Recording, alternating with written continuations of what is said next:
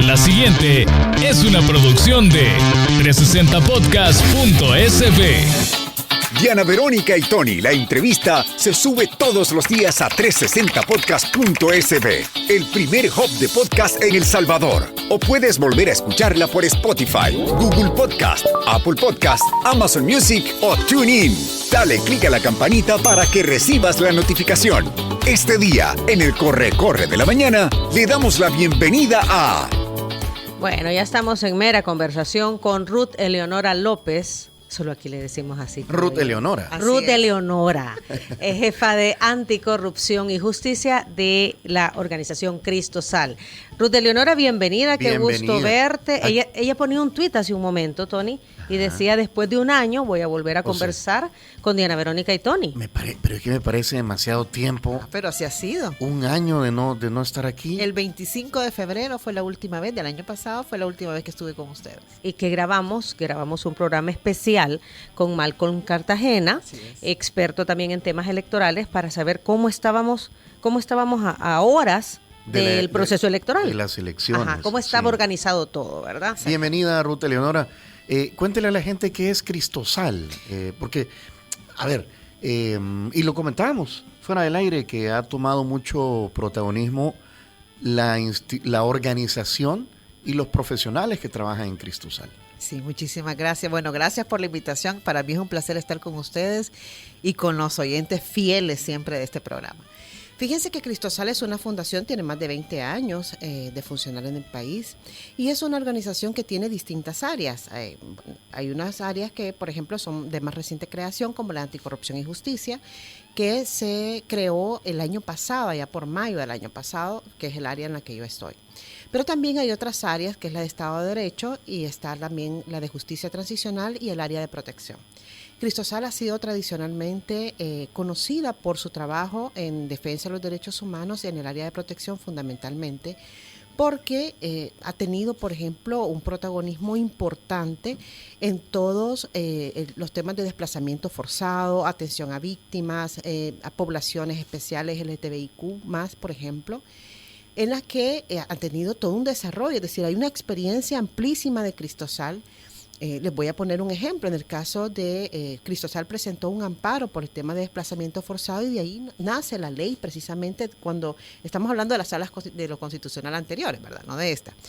Pero se reconoce precisamente el desplazamiento forzado en el país a través de una resolución de sala de lo constitucional, de ahí se crea la ley y bueno, hasta ahí se quedó, porque también el Ejecutivo tiene la obligación de aprobar la política, por ejemplo, de protección, y también tiene la obligación de establecer el reglamento, decretar el reglamento de aplicación de la ley, que este Ejecutivo lamentablemente no lo ha hecho, ¿no? Pero ha tenido, como les decía, es una organización muy fuerte en protección de derechos humanos, temas de desplazamiento, y también ha sido muy conocida porque es la organización que lleva el caso del Mozote. Ahí está, en Justicia Transicional, está David Morales, es un profesional excelente. Ex procurador para la defensa de los derechos humanos. Y está Zaira Navas, que es la que está a cargo del área de Estado de Derecho. Muy relevante también el papel que tiene esta área. Y bueno, el área de anticorrupción, como ya les decía. Son 4 áreas grandes que pertenecen a litigio estratégico. Ok, hace más de 20 años en el país, decías. Sí, así es. ¿Cómo se financia Cristo Sal? Cristo Sal tiene distintos mecanismos de financiamiento, pero sobre todo, bueno, nunca ha tenido financiamiento gubernamental. A mí me da risa cuando dicen $1 millón recibió Cristo Sal del gobierno o de las asambleas anteriores. Esto no es verdad. En el caso de Cristo Sal tiene financiamiento de distintos mecanismos de cooperación internacional y pueden verlo en la página. Eso es transparente, es precisamente de los valores de la institución, es transparencia, y ahí está en la página. Ustedes pueden ver cuánto ha sido el financiamiento, cómo se han ejecutado, etcétera. Hay proyectos muy importantes, por ejemplo, el programa que tiene a los retornados. No sé si ustedes han podido ver, por ejemplo, hay MUPIs, donde se promociona precisamente si las personas han retornado, conocer la experiencia, la reinserción dentro de la sociedad, es decir, todo este proceso se le da apoyo de Cristo Sal. Muy bien. Vamos a entrar en materia. Hay que decir que estaba confirmado también nuestro querido buen amigo periodista César Castro Faguaga, presidente de la Asociación de Periodistas de El Salvador, pero ya no tuvimos fortuna y tuvo que O sea, tenía una reunión a la cual era indispensable su presencia, ¿verdad? Así que, bueno, un saludo, pero estaba invitado. El 5 de abril, el gobierno de Nayib Bukele y la Asamblea presentaron reformas a la ley de proscripción de pandillas y al Código Penal, que penaliza hasta con 15 años de cárcel cualquier tipo de manifestación escrita que haga alusión a las pandillas, incluyendo textos, pinturas, dibujos, grafitis, y especialmente las que tengan como finalidad aludir al control territorial de dichos grupos. Las reformas aprobadas también abarcan a los medios de comunicación radiales, televisivos, escritos y digitales que reproduzcan y transmitan mensajes o comunicados originados o presuntamente originados por dichos grupos delincuenciales. Esto, pues, hay un comunicado de la APES que ha sido calificado como una, entre comillas, ley mordaza. ¿Por qué? A ver, veamos. En primer lugar, son, como ya decías, Tony, son dos reformas. Uno, que contenida en el decreto 349, que reforma el Código Penal, y uno recogida en el decreto 350, que es la de ley de proscripción de maras y pandillas. En el primer caso, en el Código Penal, lo que hacen es introducir una nueva conducta, tipificar como delito en el artículo 345C, que es un nuevo artículo, es decir, esto no estaba y lo que se hace es que se incorpora.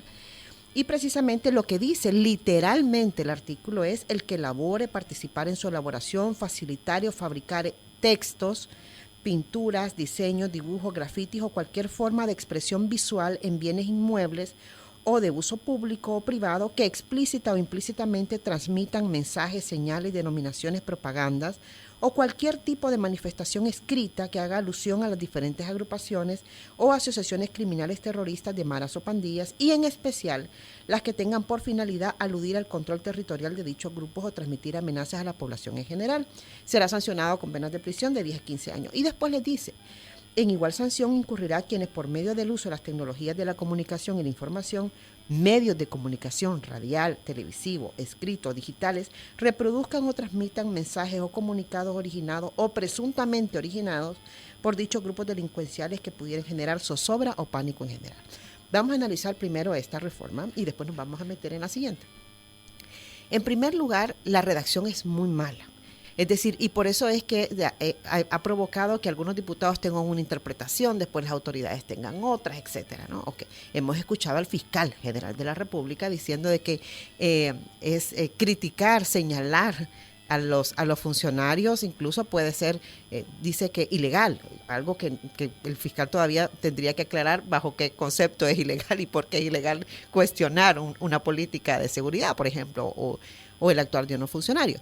Pero el punto, en este caso precisamente del 345, es que tiene una redacción muy vaga, pero además, ambigua, pero además utiliza categorías como zozobra. O sea, ¿qué es zozobra?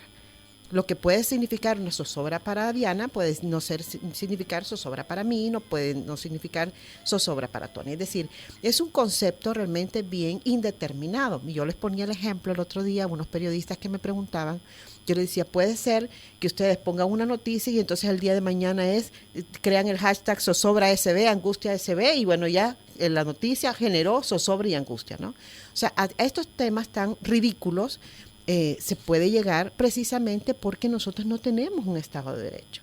Es decir, si en un país donde hubiese Estado de Derecho, yo le podría decir, mire, si es que esta regulación a lo que se limita es a lo que estén inmuebles, es decir, a los conocidos como placazos, ¿verdad? O a estas pintas, etcétera. Grafitis. A los grafitis en los muros en los muros. Porque ahí dice que es a los inmuebles. Sin embargo, cuando uno escucha a los funcionarios, esa interpretación es tan extensa que uno no puede limitar la interpretación tan literal como nosotros quisiéramos interpretarla, ¿no? Y aquí viene un problema precisamente y por eso se interpone la inconstitucionalidad que presentamos la semana anterior. En primer lugar, son tres motivos. Uno, de forma, y dos, de fondo. De forma porque esta reforma, dice la Constitución de la República, que toda reforma a una ley, o sea, toda ley permanente, tiene que ser publicada, y a partir de su publicación son 8 días para su entrada en vigencia. Eso lo dice el artículo 140. Sin embargo, la Asamblea Legislativa está aprobando leyes que están siendo publicadas el mismo día y que dice que entran en vigencia el mismo día. Eso está en contra de la Constitución. ¿Por qué lo hacen? A mí me queda la duda si es un tema de ignorancia o por qué lo están haciendo, porque realmente es un absurdo jurídico llevar a esta... Sí, el proceso de formación de ley de forma no es así. Así es. ¿Verdad? Está como estipulado, pues, ¿verdad? Pues, y no hay excepciones. En el caso de las temporales, pero esto no tiene una aplicación temporal, es permanente. Es permanente. Vaya, entonces tiene que ver con, o sea, cualquiera, dice usted, puede hacer los grafitis. Yo aquí estoy viendo una publicación de hace 35 minutos de Diario El Salvador, que es el periódico que imprime el mismo gobierno. Así es. Y porque alguien decía, tienen que tapar también los tatuajes. Ellos no lo tapan, aquí están las fotografías, lo están viendo, ¿verdad? Aquí hay Esas publicaciones son de todos los días, desde que comenzó el régimen de excepción. El mismo periódico del gobierno. Así es. Pero los medios privados o los que son independientes lo que están haciendo es ponerle mosaico. Exacto. Tapar Difuminar. eso. Difuminar por miedo a esa ley. Vaya, entonces aquí viene... Por ejemplo, aquí viene un tema. En primer lugar, esta reforma no es solo para los medios de comunicación, porque los medios de comunicación está en el segundo inciso. Y dice, ¿verdad?, cualquiera y aquí, que... Exactamente, si no, estamos hablando del primer inciso, donde aplica para cualquier ciudadano y ciudadana. Entonces, esto es una restricción a la libertad de expresión, ¿verdad? Porque puede ser, ahora con un teléfono cualquiera, ¿verdad? Informa, vamos a decir, expone. No voy a utilizar la palabra informa, voy a utilizar la palabra expone. O comparte información. O comparte información de la comunidad, cualquiera, ¿verdad? Ya sea desde una pinta que haya aparecido de un día para otro, un mensaje, etcétera. Bueno, entonces, ahora la pregunta es, ¿y esta persona podría ser sancionada por esto? O sea, pero además, con pena de prisión de 10 a 15 años, es excesiva la pena que se pone, pero además por una expresión, por recoger o por exponer una información que para esa persona es importante dentro de esa comunidad. Entonces, sí, porque podría ser cualquier ciudadano de una comunidad que informe a los vecinos, estoy pensando en la vida real, ¿sí?, que les comunique, que les transmita a los vecinos, miren, apareció este grafitis en la entrada de la colonia, por decir algo. Un mensaje. Bueno, Ajá. Entonces ahora dice, no, mire, fíjese que como usted no elaboró, ni participó en su elaboración, ni facilitó, ni tampoco fabricó, pero en ese caso lo que está haciendo es exponiendo. Y esa exposición, esa publicación, esa difusión de esa publicación, pues entonces tiene una pena. O sea, es ridículo, realmente es por eso es que tú dices, agresivo. Son problemas por lo menos en primer lugar, de forma, porque es demasiado vago. Esto ya es de fondo, porque la forma es en cuanto al proceso de formación de ley. Okay. Entonces, la otra es la de forma. La de fondo, que son dos motivos. En primer lugar, uno, porque por las categorías que ya les comentaba de la zozobra, la angustia, o sea, ¿qué es eso? ¿Verdad? Porque dice que tiene que generar angustia o zozobra. O sea, hay que ver qué es eso y cómo esto además se utiliza a través de las redes sociales. Como ya les decía, mañana se crea después de un programa, mire, el programa de Diana Verónica y Tony, bueno, ni Dios lo quiera, ¿verdad? Hashtag me dio zozobra SB, o sea, ¿qué es esto? ¿Verdad? O sea, a ese nivel de ridiculez, y justamente es para controlar a los medios. Esa era mi siguiente pregunta, porque esas son cosas legales, son textos de ley, y pero como dicen, la neta, al final, la finalidad es ¿qué? El control. Mantener el control, la narrativa, controlar la narrativa precisamente desde el gobierno. Y yo creo que esto es bastante claro. O sea, uno de los puntos fundamentales de las políticas más claras del gobierno es la política de comunicación, de control de la comunicación y del control de la información hacia la ciudadanía. O sea, creo que esto es muy evidente desde que inició el gobierno y tiene mucho que ver con el carácter mediático del gobierno. Y por supuesto, esto trae consecuencias. ¿Por qué? Porque los medios de comunicación son los que han expuesto, no los públicos, ¿verdad?, sino los privados, independientes, etcétera, son los que han expuesto justamente temas de pacto de pandillas, temas de corrupción, justamente la falta de control gubernamental. Hoy yo ya no uso que las pandillas no tienen el control en los territorios, sino que ahora hay que decir que el gobierno no tiene el control precisamente en esos espacios, porque es la realidad. Usted conversa con mucha gente y en muchos lugares, contrario a lo que nosotros pensamos o pudiéramos pensar a partir de la comunicación del gobierno, el gobierno no ha entrado, las fuerzas de seguridad no han entrado. O sea, nunca se ha aparecido a la policía, y lo hemos visto también como a ciertos medios de comunicación lo han recogido. Entonces, esto lo que está evidenciando es que realmente están ocurriendo, por supuesto, capturas, y ya podemos hablar sobre eso más adelante, capturas arbitrarias, detenciones arbitrarias, pero hay lugares donde todavía la policía no ha entrado. Ruth, Eleonora, hay una narrativa también de funcionarios, de diputados, que califican a los periodistas como defensores de las pandillas. Es un poco lo que el concepto que esa narrativa está manejando, o sea, hacer creer a la población de que los periodistas son defensores de las pandillas. Así es. Y yo creo que esto tiene que ver precisamente con este manejo de la comunicación de los malos y los buenos, ¿verdad? Entonces, los periodistas son los malos porque además me interesa poner a los periodistas en el lado de los malos. ¿A partir de qué? De que los periodistas son los que están ejerciendo pues el trabajo, porque para eso además es su función social del periodismo, y son los que están exponiendo a la ciudadanía la poca información que circula, que no es desde el gobierno. O sea, aquí tenemos que recordar que nosotros tenemos un control horizontal anulado. Las instituciones de control no funcionan en El Salvador.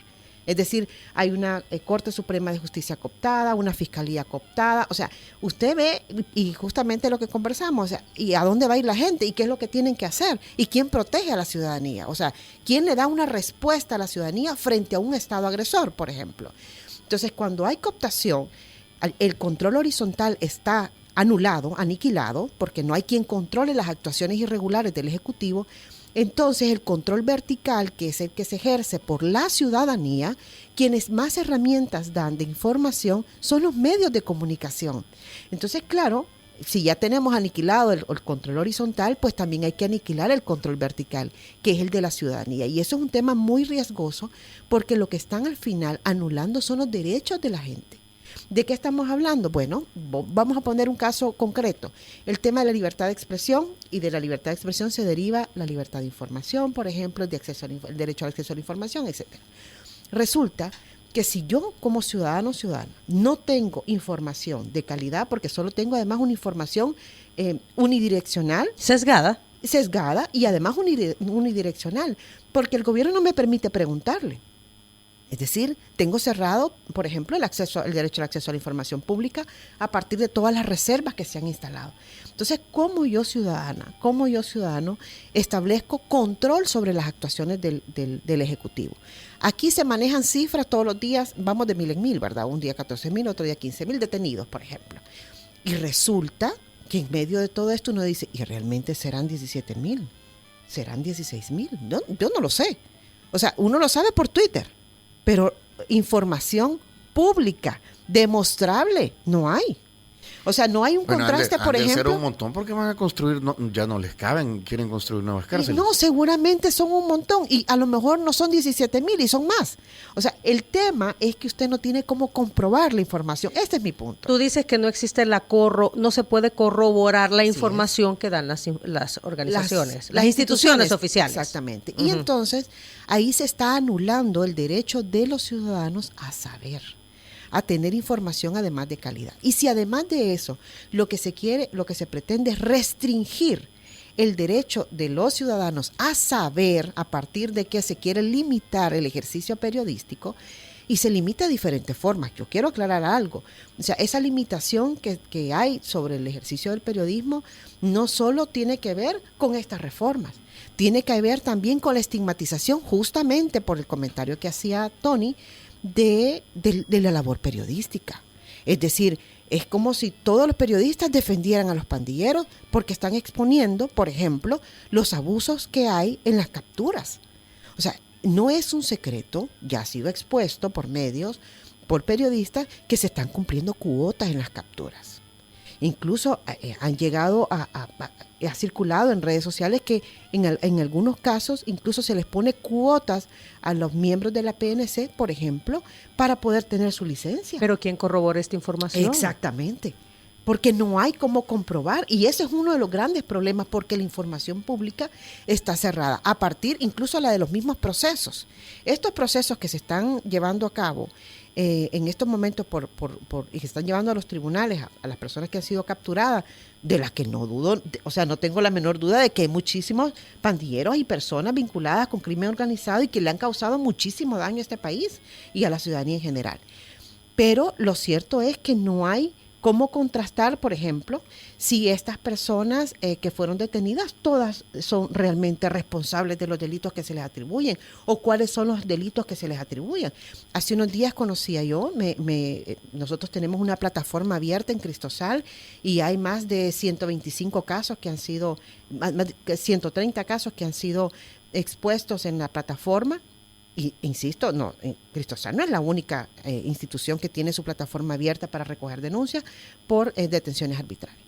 Pero conocía, por ejemplo, alguien me comentaba de un caso, yo pude comprobarlo, de personas que estaban entregando dinero, en un momento determinado estaban entregando dinero de haberlo recogido al día porque son conductores son choferes de pick-up, ¿no? Entonces estaban entregando el dinero, llega la Fuerza Armada en ese momento y le dice, aquí hay agrupaciones ilícitas, nos los llevamos. Y se los han llevado.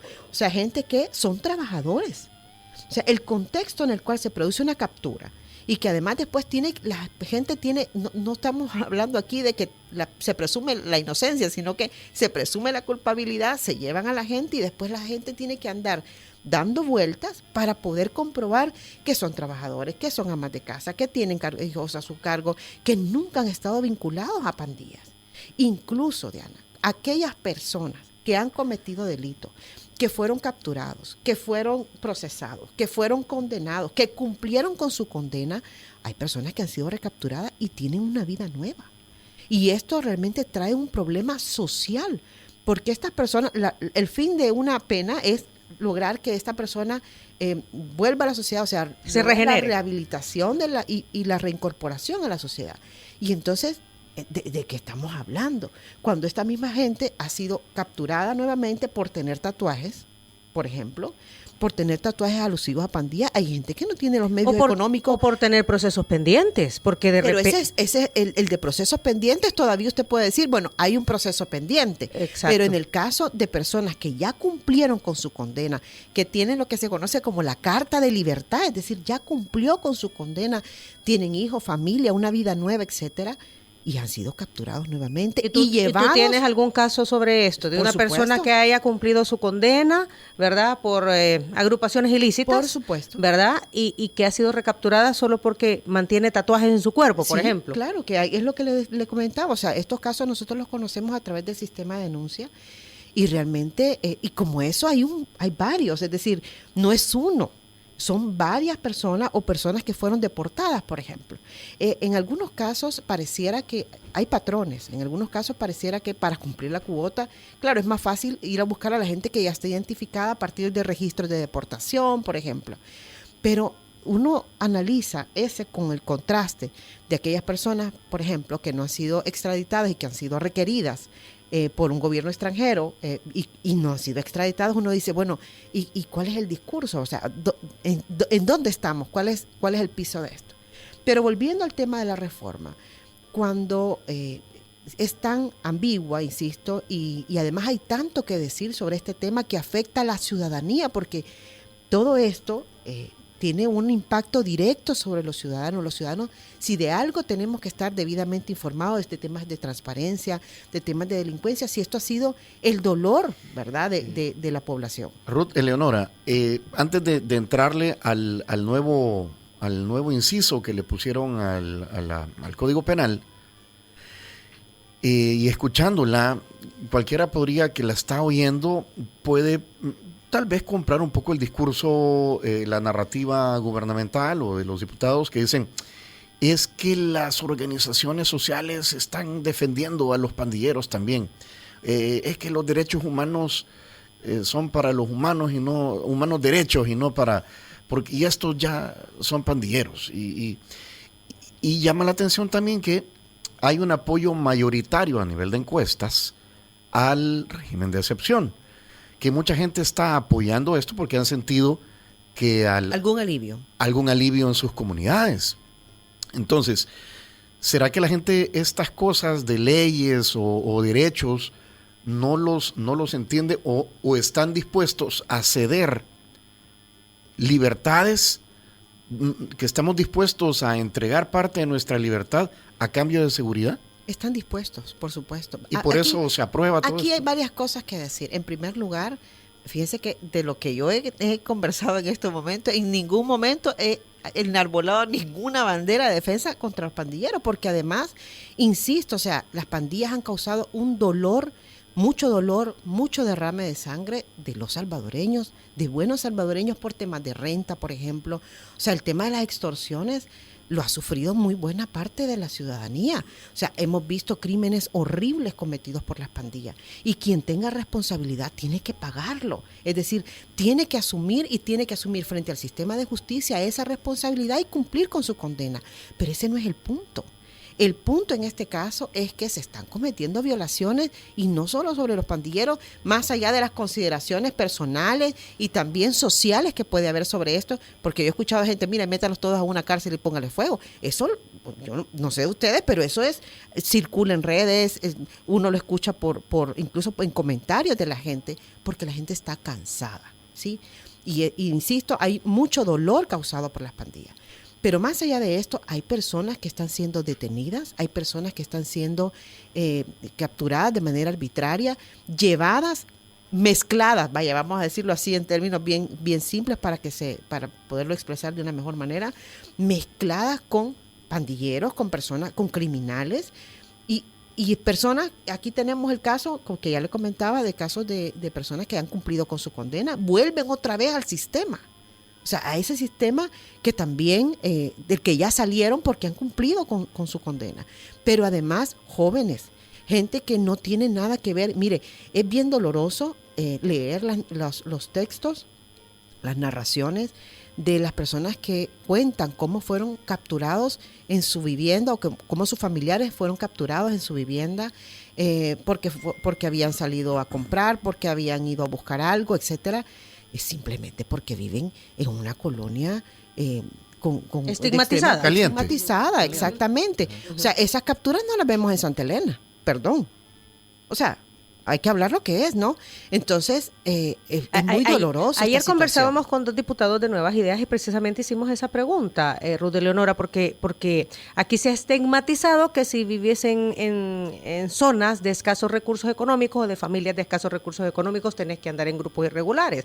Y le decíamos a ellos, bueno, pero ellos mismos denuncian que todo esto es parte de una estructura, o sea, que al final las pandillas son utilizadas por otras organizaciones de criminales. Y que son ya una capa social. Y es otra, ajá. O sea, donde también extorsiona, pues ahorita, y vuelvo y traigo un caso de una colaboradora que dice que como el pandillero está preso, la que anda cobrando la extorsión hoy es la mujer del pandillero. O la mamá. Así es. Ajá. Y que también están en otras capas sociales. Y que necesitan $2,000 para pagar al abogado. Claro, y entonces por eso es que uno dice, y realmente se va ahí, con esto que ustedes comentan, se pregunta, ¿y se va a acabar el tema de las pandillas o se van a erradicar las pandillas con las capturas de 17,000 o de 20,000 o de 25,000? Es parte del proceso. Me explico. O sea, ahí está exactamente el punto. Y además de eso, vamos a cuestionar el tema del famoso Plan Control Territorial, ¿verdad? O sea, hubo Plan Control Territorial hasta el 25 y todo era la maravilla porque tenemos controlado y aquí todos somos lo mejor y este gobierno ha hecho en temas de seguridad lo que no había hecho ninguno. Y resulta que el día siguiente necesita un régimen de excepción. O sea, perdón. O sea, es la falta de consistencia y de una política realmente sostenida y el Plan Control Territorial, bueno, ya lo habían dicho algunos medios de comunicación, no era más que un documento de comunicación. Entonces, y pareciera... A su juicio, ¿qué pasó ese fin de semana de marzo del 26? Mire, según han recogido algunos medios de comunicación independientes, lo que hubo fue una ruptura de un acuerdo entre pandillas y el gobierno. Acuerdo que no es de extrañar porque no sería ni el primer gobierno, o sea, que tiene este tipo de pacto, digamos, ¿no? Pero además, bueno, también ha sido recogido que algunos funcionarios de este gobierno han tenido relación con pandillas y ha sido expuesto incluso hasta por la Global Magnitsky, ¿verdad? Cuando se hizo el relato de quiénes eran estas personas que estaban siendo incorporadas en esta lista, aparece precisamente en dos de los casos su vinculación con pandillas y la negociación con pandillas para temas electorales y para temas de control durante la pandemia. Es decir, no me lo estoy inventando yo, eso lo dice hasta un gobierno extranjero. Ahora, yo creo que eso en gran medida pudo haber pasado. Creo además que pues sí, que las capturas, ayer cuestionaba, tuve la oportunidad de estar con Julio Valdivieso ayer en la noche, y me decía, bueno, pero es que estas capturas no se podían haber hecho sin un régimen de excepción. Y yo le dije, no es cierto, y lo sostengo. Es decir, todo esto, que además sabían dónde estaban, porque si han sido capturados tan fácil, digo yo, pues entonces ya sabían dónde estaban. Lo que nos dijo Jorge Castro, el diputado, ayer fue que era necesario el régimen de excepción porque ante la gran cantidad de capturas y la celeridad que se requería en cuanto a que el gobierno actuara rápidamente, ha generado esta gran cantidad de capturados y necesitan más tiempo, son los 15 días, ya no las 72 horas de tiempo de inquirir, y para presentar pruebas son 6 meses, o sea que para que no reventara el sistema judicial, para que no colapsara el sistema, pues entonces era por la cantidad de todas detenciones. estas capturas se pudieron haber producido desde antes. Es decir, el gobierno si no capturó antes porque no quiso. ¿Y por qué lo podemos asegurar de esta forma? Bien, en primer lugar, los primeros que fueron capturados el día 1, ¿verdad? Vamos a poner el día 1, ya estamos en el día 30, ya pasamos el día 30, creo ayer, sí, okay. ayer. El día 1 podemos decir, pero es que mire, es que iban a huir. Bueno, ¿y los que fueron capturados el día 30? Digo, o sea, no sé, pues, pero igual pudieron haber huido. O sea, esto es un tema que pudo haber sido precisamente, para eso se establecen los planes, para eso se establece, además, bueno, ¿dónde los voy a meter? Y entonces no voy a tener un montón de gente para decir, no, es que fíjese que ya no me alcanzan las cárceles, tengo que construir otra. ¿Me explico? O sea, todo esto es parte precisamente de un proceso donde además, por ejemplo, con el tema de centros penales, bueno, uno de los bombos y platillos del gobierno fue, vamos a cerrar 3 centros penales. ¿Para qué? Para terminar construyendo otro. O sea, esto es un tema que, insisto, es falta de coherencia en una política, porque es la inexistencia claramente expresada de la falta de una política de seguridad. Y en temas de los plazos, mire, fíjese que la Fiscalía sigue teniendo las mismas 72 horas. Quien tiene 15 días para presentar a la Fiscalía es la policía. O sea, las 72 horas de la Fiscalía no ha sido modificado. Lo que ha sido modificado son los 15 días que tiene la policía, que es la detención administrativa. O sea, perdón, ¿verdad? Pero esos plazos no han sido modificados. O sea, de acuerdo a ti, no existía la necesidad de la justificación de un régimen de excepción para realizar lo que actualmente está realizando el Ejecutivo. Y menos de la prórroga. O sea, si no había razón para el régimen de excepción, pues menos para la prórroga. Estoy hablando desde la perspectiva eminentemente jurídica. Otra cosa es la percepción ciudadana y yo insisto, o sea, no deslegitimo esa necesidad ciudadana, además de sentir seguridad. Y si la gente se siente segura, pues que capturen a 20,000, a 50,000, a 100,000 personas, pues eso no lo puedo descalificar porque es un tema subjetivo. Pero el que punto capturen es, a los que estén involucrados. Exactamente. Pero el tema es, además, si eso, justamente con los elementos que ustedes habían dado hace un momento, de los comentarios que habían hecho los diputados ayer, va a resolver el problema, porque usted dice, hay una estructura. O sea, ya narraba Tony que ahora es la esposa o la mamá, etcétera. Entonces, el tema es, ¿qué política además voy con el tema de los más jóvenes, con las mujeres, etcétera, voy también generando para evitar que esto se siga reproduciendo? Si el germen ahí está, es la pobreza misma. Yo quisiera que escuchara el audio de Jorge Castro de ayer, porque le preguntamos si vamos a ir de régimen de excepción en régimen de excepción. Él dejó entrever que ya están preparando algo adicional. Esto fue, Teco, por favor, esto fue lo que nos dijo.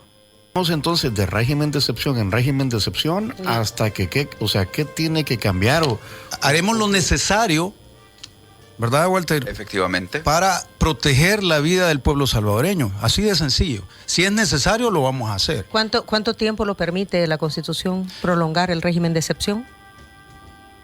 30 días, ¿verdad? Y después tenemos que revisar y si emitimos otro, va a ser no una prolongación probablemente. Hay que analizar el punto, ¿verdad?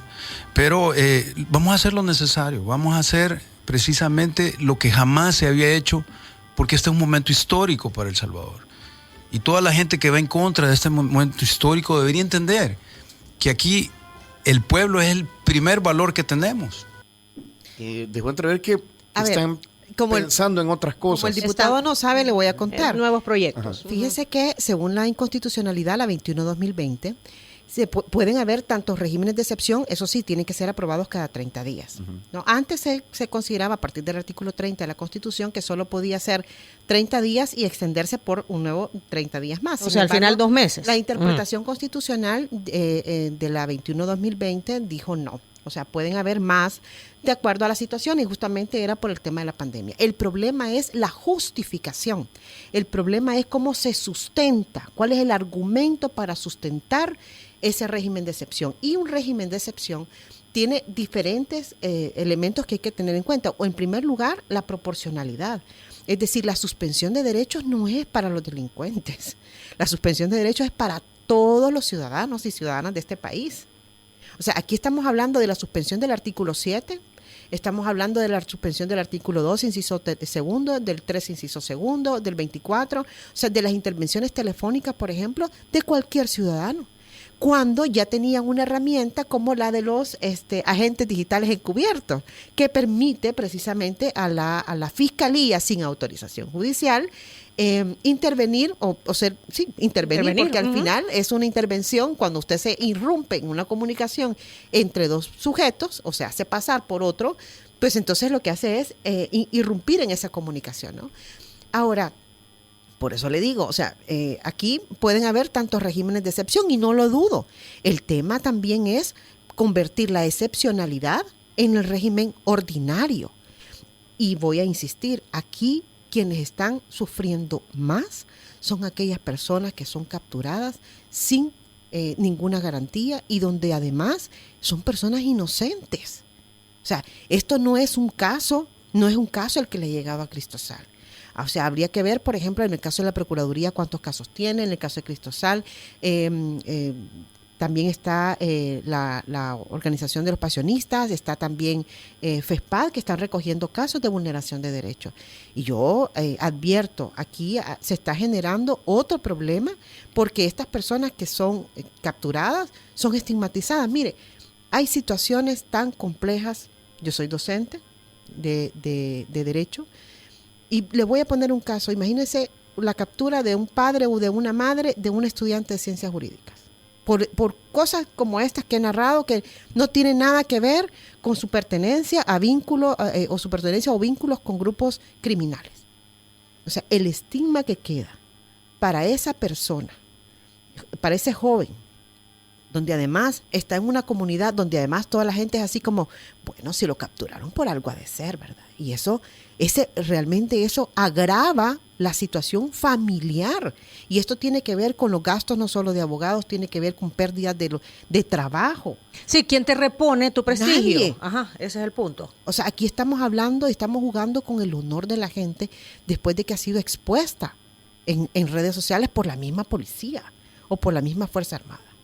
Entonces, aquí hay un montón de cosas que conversar, pero vuelvo otra vez, ¿verdad?, a traer el punto sobre esta reforma. Mire, cuando uno analiza cómo, por ejemplo, los periodistas, los medios de comunicación han sido hostigados desde el gobierno. Yo me puse a hacer un listado el otro día. Tenemos definitivamente un patrón de hostigamiento hacia los medios de comunicación y hacia los periodistas. Es decir, aquí tenemos lo que yo he denominado un avillanamiento, es decir, los ponen como malos. sí, es justamente en esta polarización del discurso y en buscar un enemigo. Y aquí tenemos unas situaciones, por ejemplo, que han llevado hasta los del Faro a obtener medidas cautelares de la Comisión Interamericana de Derechos Humanos. O sea, ellos han probado que han sido hostigados, han probado que han sido perseguidos, etcétera. Porque no a todo el mundo le dan las medidas cautelares en la Comisión Interamericana. No vayan a creer que vámonos todos y aquí nos van a dar a todos. Eso no es verdad.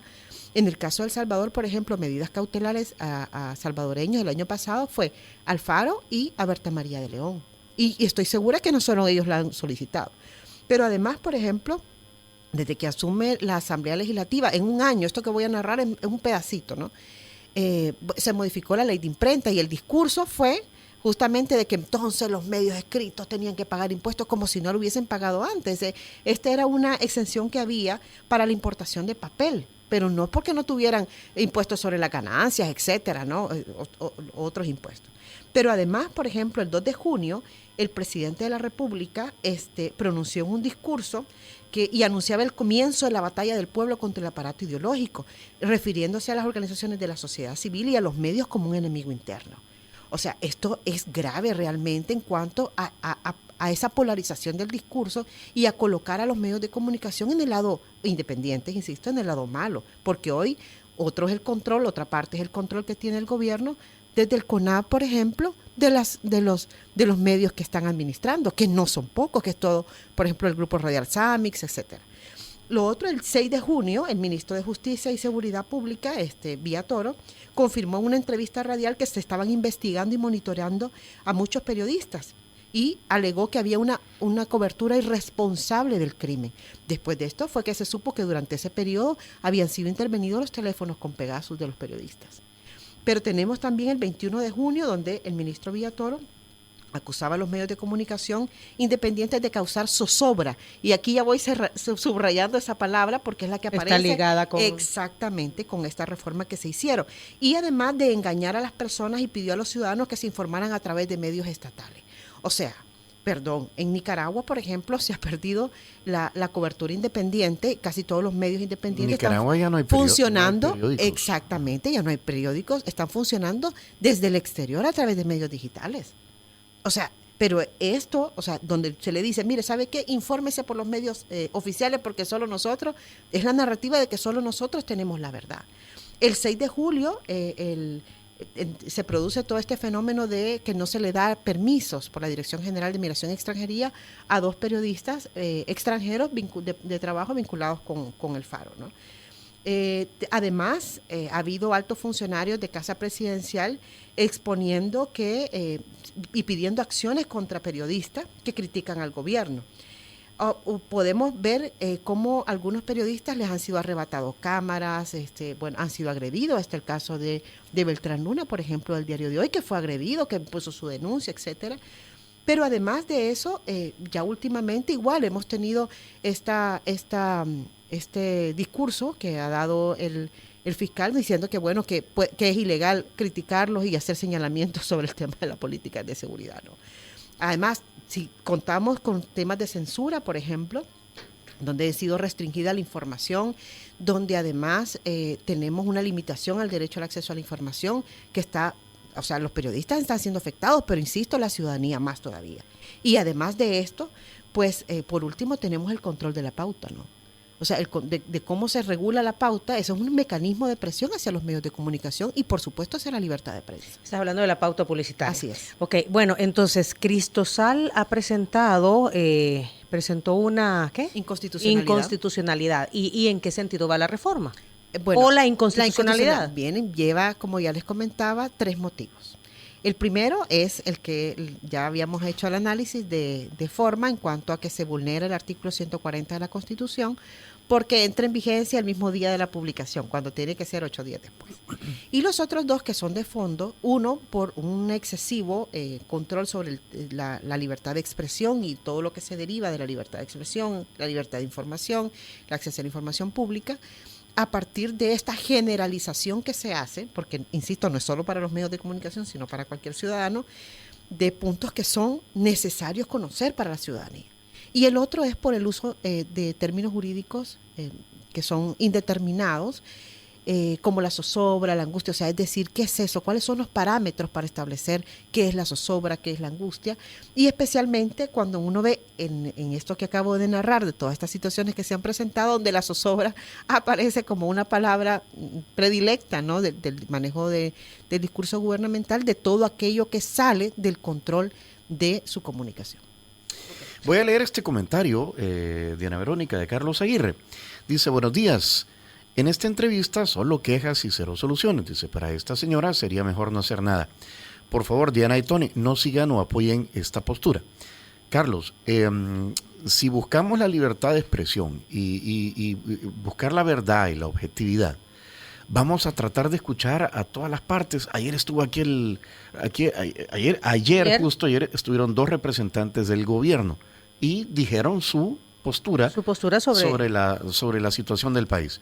Ahora estamos escuchando otra y mañana vamos a buscar escuchar otra, ¿verdad? Para que cada quien escuche, piense y tome sus propias decisiones. Exacto, pero, y no es que esta postura sea la correcta, ¿verdad? Así es. Exacto. Esa es mi posición, ajá, y expongo exacto. mi posición de acuerdo a las preguntas que ustedes hacen. Pero además, en el caso de Carlos, yo le agradezco primero porque nos sigue escuchando. Gracias. Sí, no, y yo agradezco que pueda él comunicarse y usar este programa para expresarse. Sí, exacto. Esa es la libertad de expresión. Así es. Y lo otro es que, bueno, aquí no es un tema de que no hay soluciones. Por supuesto que soluciones hay.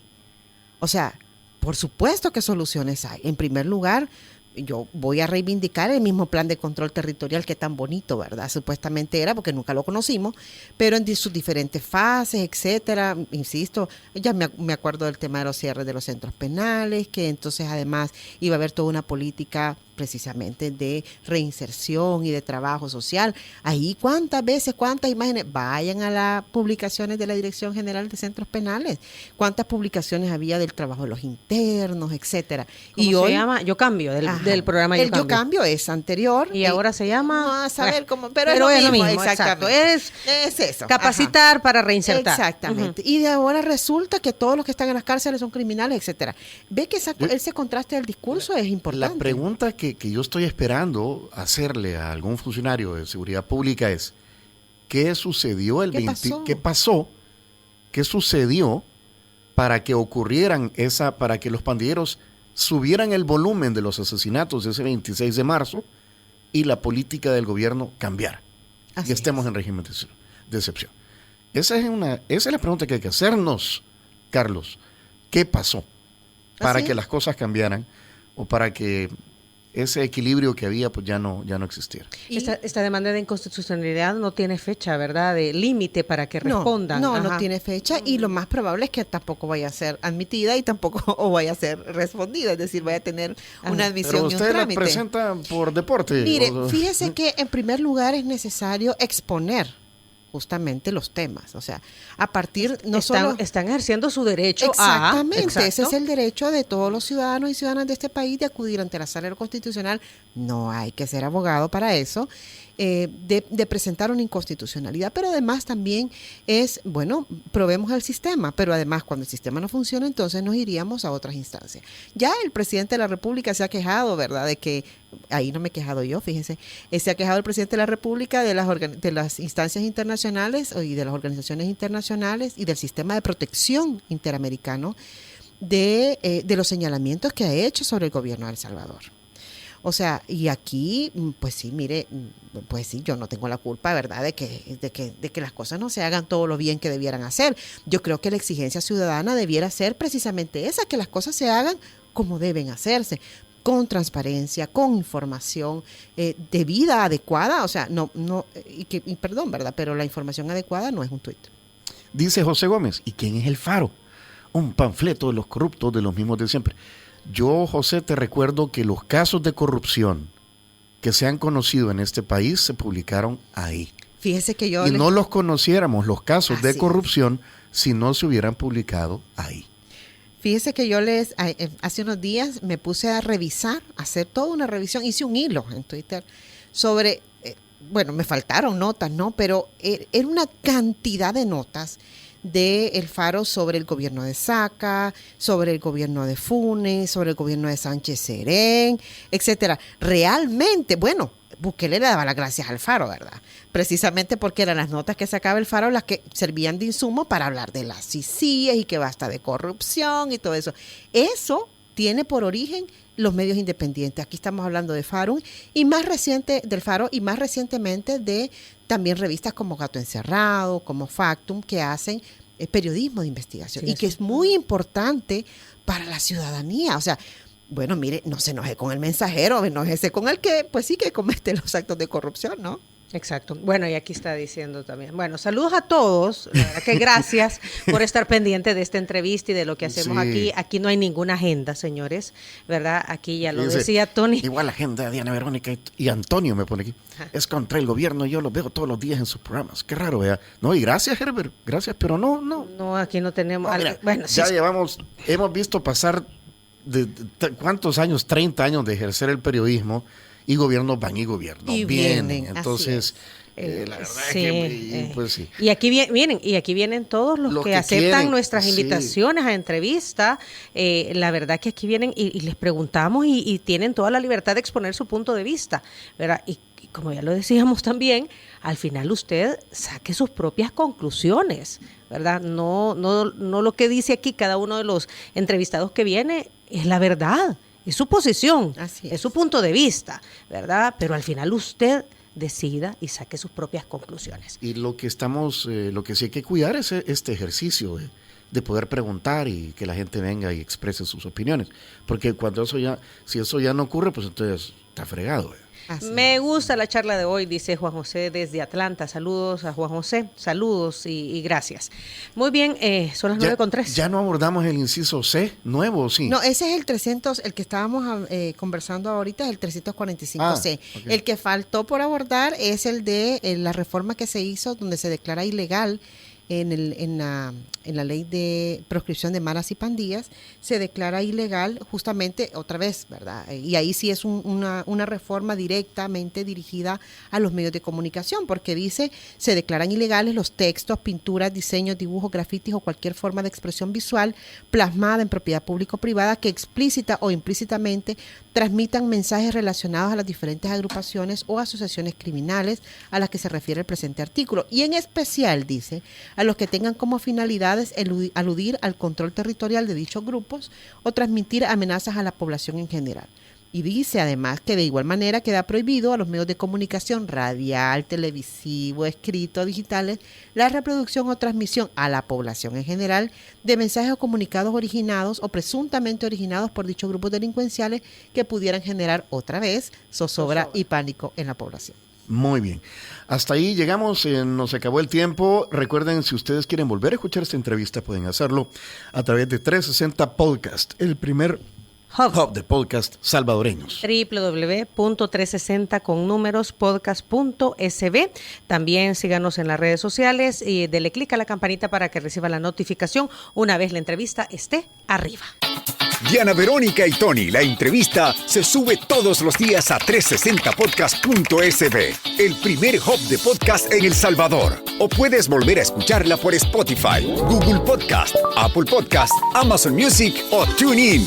Dale clic a la campanita para que recibas la notificación. Esta fue una producción de 360podcast.sb.